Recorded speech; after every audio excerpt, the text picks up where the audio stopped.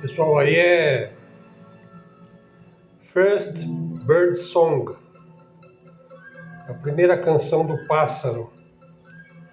Lá no início deste trecho orquestral da Floresta do Amazonas, de Heitor Villa-Lobos, você vê lá um vocalize da Bidu Sayão, né? Bidu Sayão, uma das grandes sopranos brasileiras, né? Uma das grandes sopranos brasileiras aí, que teve uma carreira brilhante durante toda a primeira metade do século XX, que trabalhou extensamente, né, com Villa-Lobos, Europa, Estados Unidos, se apresentou no New York Town Hall, no New York Metropolitan Opera, né? Se tornou uma cantora lírica soprano bastante requisitada, aí, pelo menos até 1951. Se retirou dos palcos em 1958.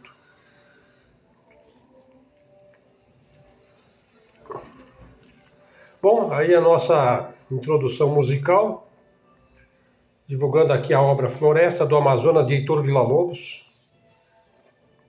um poema sinfônico. Vamos começar aqui a nossa análise. Veja, eu vi alguns posts aí sobre a teologia da libertação, que foi bastante demonizada, criticada, principalmente pela neodireita brasileira, né? Que juntamente com o Concílio Vaticano II, né, causou um verdadeiro furor aí nas hostes da extrema-direita brasileira. Veja, até fiz um post de cunho mais pessoal, né? Veja, o Papa atual, o Leão XIII, 13 ou 14, acho que é 13, o Papa Leão XIII, que é um norte-americano peruano, né? Tem dupla nacionalidade. Ele fez a defesa da teologia da libertação. A exemplo do próprio Papa João Paulo II, o qual é associado à crítica que foi feita à teologia da libertação. Na verdade, o Papa João Paulo II nunca condenou a teologia da libertação. Ele desejou que ela fosse depurada, corrigida de certos excessos, né? Que de fato esses excessos não estão na própria teologia da libertação, né? Se você estudar, você verá que ela está totalmente de acordo com a mensagem do Cristo.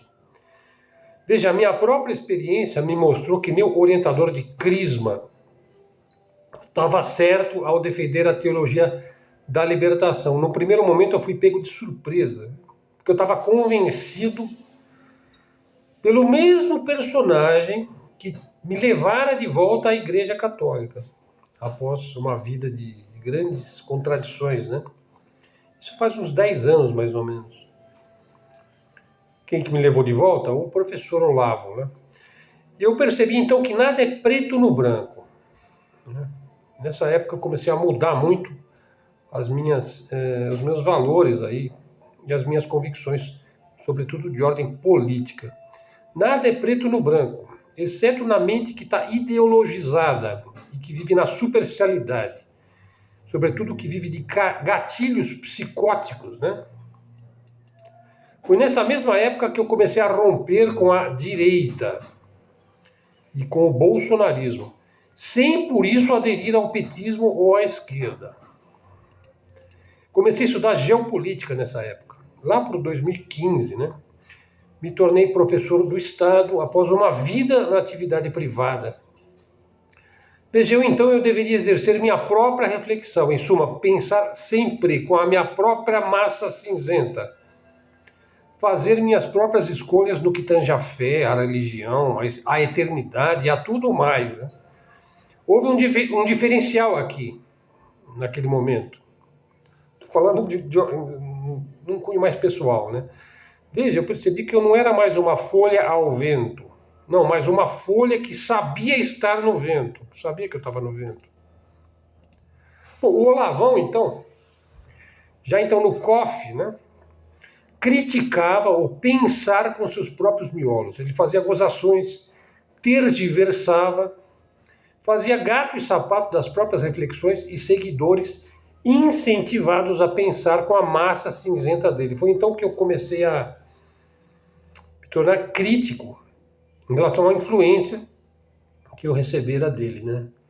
Muitos hoje, em 2025, seguem exatamente repetindo ad nauseam, né, lendas urbanas e o discurso macartista que tanto estrago tem causado aqui no Brasil, né? Veja, o mesmo vale, isso que eu estou dizendo, a mesma coisa vale para o Concílio Vaticano II. Bom, como disse São Paulo, né, o apóstolo que não conheceu o mestre, a grosso modo ele diz o seguinte: em todo e qualquer assunto, pessoa, situação, em todo e qualquer assunto, escolha aquilo que pode dar certo, né? Fique com aquilo que serve, né? E rejeite aquilo que não serve, aquilo que não tem jeito. Você nem precisa negar aquilo que você não quer, basta você afirmar aquilo que te serve, né?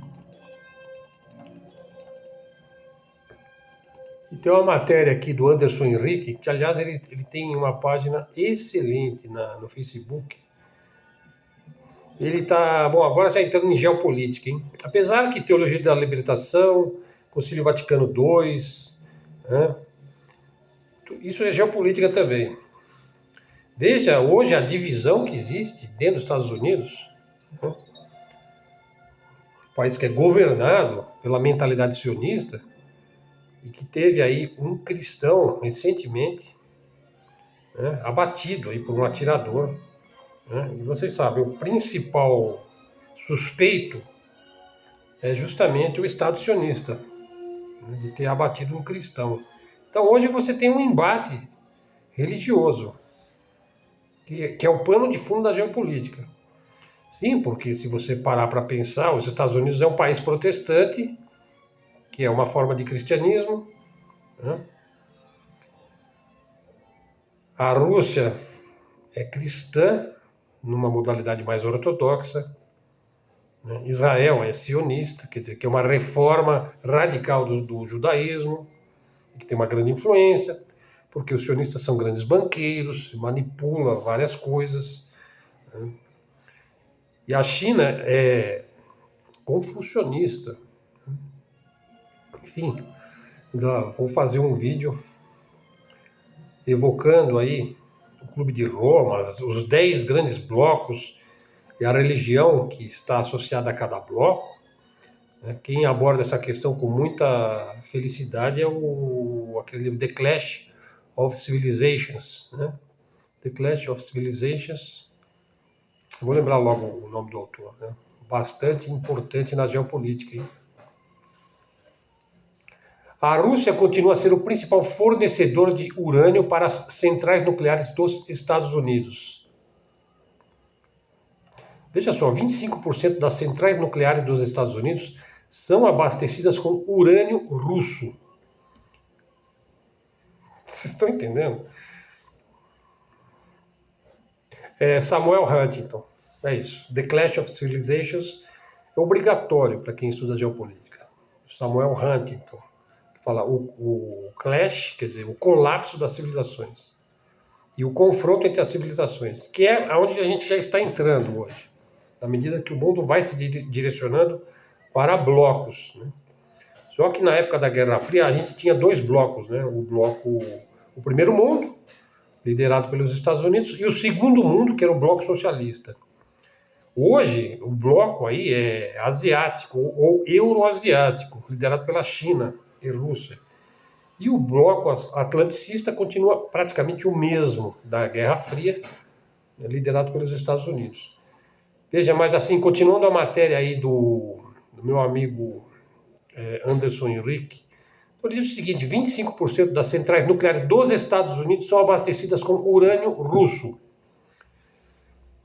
Quem disse foi o Kirill Komarov, primeiro vice-CEO para o desenvolvimento e negócios internacionais da empresa russa de energia atômica Rosatom. Então, o urânio russo continua a ser um componente essencial da energia nuclear dos Estados Unidos. Portanto, o que você está verificando? O que a gente verifica aqui numa análise geoeconômica? A dependência do Ocidente de Moscou para o combustível nuclear essencial. E nessa semana o Putin sugeriu alguma coisa referente a uma verificação aí do acordo de não proliferação nuclear ou de controle da energia nuclear com os Estados Unidos. Então é provável que haja alguma novidade aí nesse setor, né? Bom, e teve um encontro, né, lá entre o Lula e o Trump, né? Segundo o que se disse, né, eles se abraçaram. E o pessoal da esquerda está comemorando isso daí como se fosse uma grande coisa, e o pessoal da direita está de nariz torcido, porque só o Bolsonaro que poderia ser apreciado pelo Trump. Na verdade, como eu já disse, presidentes são atores, são formadores de opinião, são influenciadores, são personagens, são animadores para as massas. Eles têm muito pouca liberdade de ação. Presidentes são tirados facilmente da presidência, hein? Veja, lá nos Estados Unidos mesmo, o Nixon, ele não foi tirado pelo caso Watergate. E o Kennedy, vocês viram como é que ele foi tirado do poder? E aqui no Brasil? Aqui já vários foram tirados, né? Vários, né? Getúlio, na verdade, Getúlio foi abatido. Essa é que é a realidade. A versão do suicídio é a versão oficial. Mas não significa que não haja que haja gato na tuba aí, né? No meio dessa história. E o Jânio Quadros, que saiu, né? Se autoexonerou. O Jango Goulart foi derrubado. Depois do Collor, né? Foi afastado. A Dilma, o Lula foi preso, o Bolsonaro vai ser preso. Quer dizer que o presidente não manda nada. Ele pode ser tirado a qualquer momento por forças que estão acima e atrás dele, né? Nos Estados Unidos também. Então existe uma margem de manobra limitada para o presidente. E essa margem de manobra é dada pelas relações fortuitas e positivas que ele é capaz de fazer. Um político tem que criar condições positivas de relacionamentos. Aliás, o próprio Lula já falou isso, que política é relacionamento. Quantos mais relacionamentos positivos você tem, melhor é a tua política. Então nós tivemos esse encontro aí, Lula-Trump, né? Tem um artigo da Adriana Ribeiro da Costa, que é doutora em filosofia política pela Universidade Federal de Minas Gerais, né? E ela diz o seguinte: veja, o encontro entre o presidente Lula e o Donald Trump durante a Assembleia Geral da ONU foi mais do que uma simples cortesia diplomática, né? Veja, isso expõe que a política externa ela é cheia de contradições, né? Veja, o Lula ele oscila entre um discurso progressista e a prática pragmática, né? A realpolitik, né? Quando os interesses nacionais estão em jogo, né? Quer dizer, eu já critiquei aí bastante a esquerda brasileira quando ela escorregou na casca de banana jogada pelos tucanos, lá, quando eles caíram na retórica e na falácia progressista aí dos dos democratas, né? Na cultura woke, na cultura identitária, né? Enfim, toda aquela cultura, vamos dizer, que o pessoal diz que é marxismo cultural, tudo mais, né? O fato é que essa química aí entre o Trump e o Lula, e os elogios trocados ali, né? Demonstra que afinidades ideológicas, existindo ou não existindo, cedem à realpolitik, né? Veja, o mesmo presidente aí que critica a direita global, por exemplo, ele critica o próprio Trump, né? Não hesita, e não vai hesitar em se aproximar do mesmo Trump, né? Porque isso lhe pode render dividendos estratégicos. Veja, o discurso do Lula lá foi em defesa da soberania brasileira, na ONU, né? E daí, ao mesmo tempo, ele quer ter uma reunião sem limites com o Trump, né? Que é um inimigo da soberania brasileira, né? Então é perigoso você fazer qualquer tipo de análise assim, seja positiva, seja negativa nesse encontro, né? Por quê? Porque em diplomacia é necessário ser pragmático, né? Veja, o Lula ele tem que manter os seus princípios aí daquilo que ele disse, né? Lutar pela soberania do Brasil, pela autonomia, lutar também contra esses tarifaços, lutar ele tem que lutar pelo STF, né? Que o STF seja obedecido, né? No que ele fez recentemente, né? Lutar pelo multilateralismo, né? Lutar aí pelas políticas ambientais também, né? Nós temos que nos preocupar, nós não temos que ser radicais, achar que tudo que é ambientalismo é progressismo, é manipulação. Não, tem que preservar, sim, os biomas, tem que preservar. Mas também tem que prover as necessidades das pessoas, né? Do mateiro, do jangadeiro, do pescador, né? Do catador, né? Do indivíduo que vive de extrativismo, né?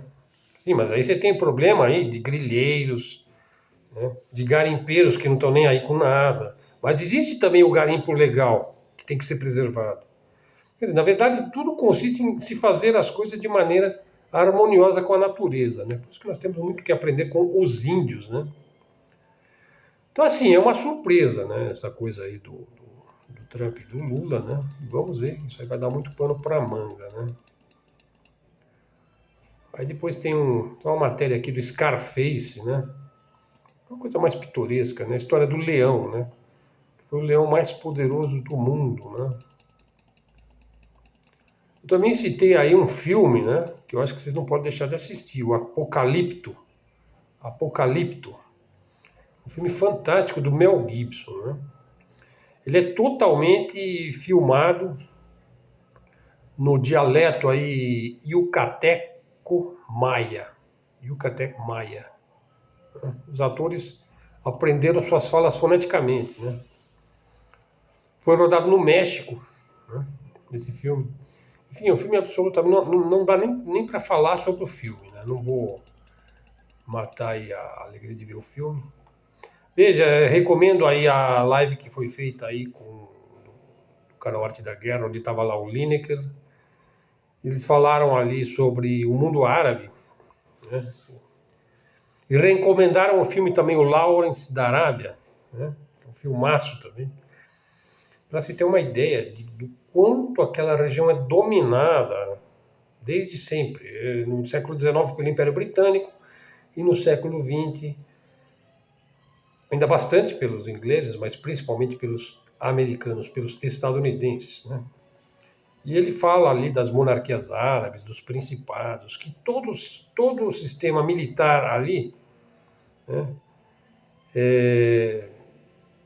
deve muito, né, aos ingleses, né?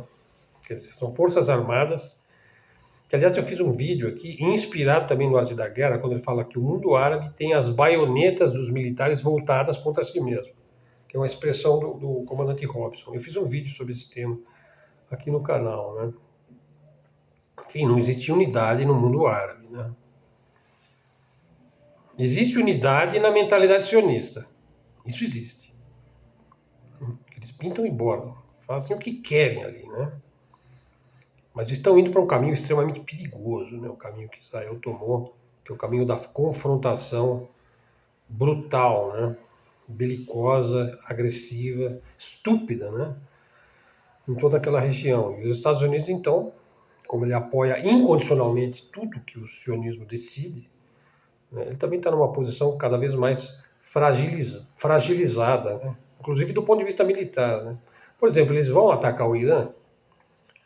O Trump disse que vai tomar Bagram lá no Afeganistão. Veja, eles perderam a guerra do Afeganistão, saíram de lá com o rabo entre as pernas e deixaram os equipamentos todos lá, máquinas, armas, lá em Bagram. Veja, Bagram é altamente estratégico, hein? Em relação à China, em relação ao próprio Irã. Então, nesse vídeo, onde está o Lineker, mais um analista excelente também, que eu não recordo o nome agora, o vídeo de ontem, a aproximação da Arábia Saudita ao Paquistão, que é uma coisa já muito antiga, é provavelmente uma jogada sionista, ou seja, Israel e Estados Unidos, para atacar o Irã. Então, sabe, o cara que quer pôr a mão no fogo, não sabe que queima, né? Bom, o governo do Trump não é absolutamente um governo, né? Veja, é um conjunto de ações aleatórias, desconexas, fantásticas, né? A cada fracasso, porque é um conjunto de fracassos o governo do Trump, né? Porque ele sempre volta atrás. Ele recua, ele avança, ele recua, ele avança, né? Já são muitos fracassos, por exemplo, na Ucrânia, em Gaza, né? Ele vai perdendo seu soft power, e a cada fracasso, que já são muitos, a propaganda narcisista, autoemulatória e belicosa cresce ainda mais. Ele está perdendo seu eleitorado está derretendo, sobretudo o eleitorado feminino, né?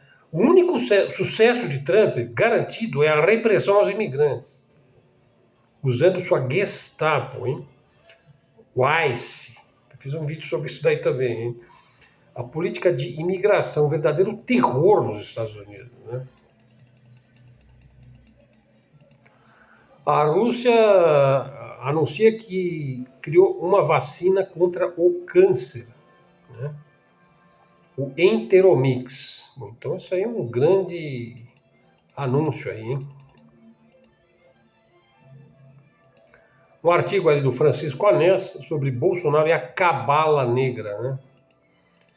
Realmente foi uma coisa assim muito ruim para quem votou no Jair, né? Que ele dizia-se nacionalista, soberanista, defensor das Forças Armadas, né? Mas na verdade foi um verdadeiro estelionato eleitoral, ideológico, né? Por quê? Porque ele se colocou logo a serviço do Império Americano Sionista.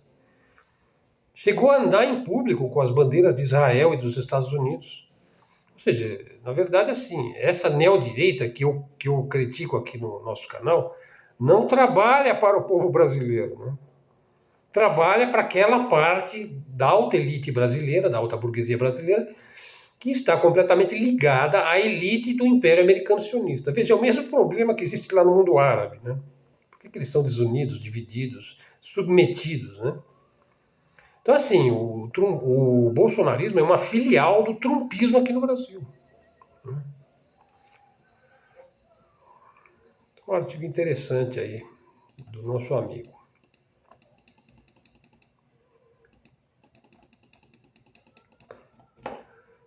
Para terminar, assim, o meu último vídeo aí, Lula engole Trump na ONU, né? Eu fiz essa análise aí.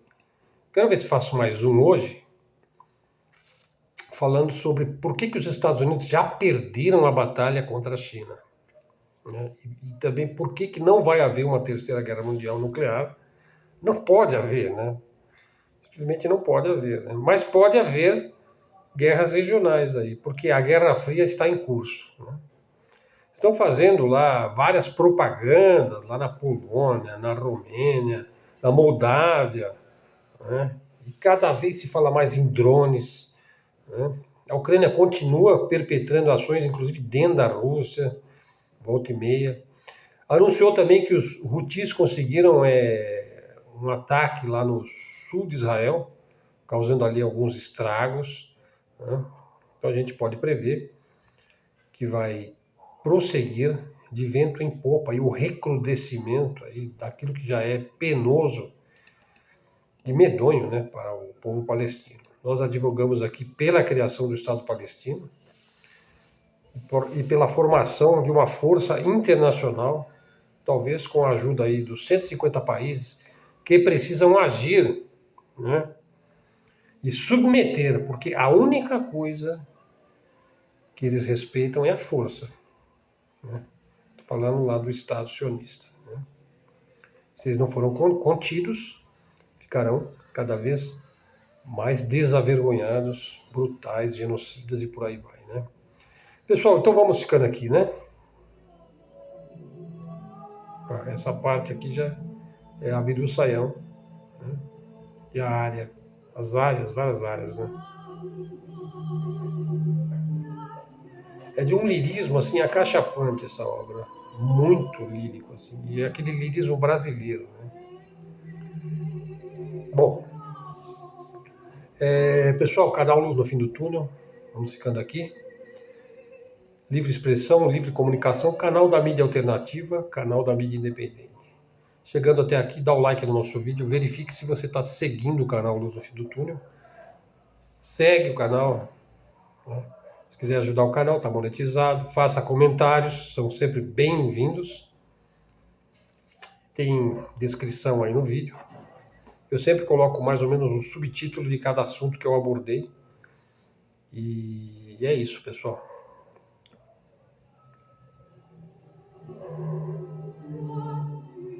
Então, obrigado a todos aí pela atenção. Foi seu interlocutor aqui, Helder Araújo. Me despeço agradecido pela sua atenção. Até a próxima. Fiquem com Deus.